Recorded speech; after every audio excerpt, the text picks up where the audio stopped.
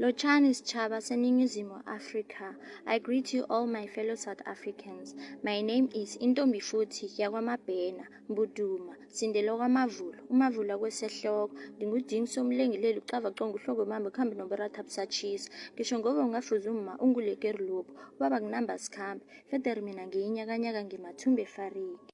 I represent the Ndebele culture. We pride ourselves with our beautiful painting and colorful colors.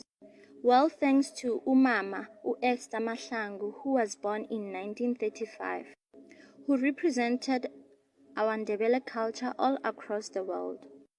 We find our strength in our differences. Culture makes us different.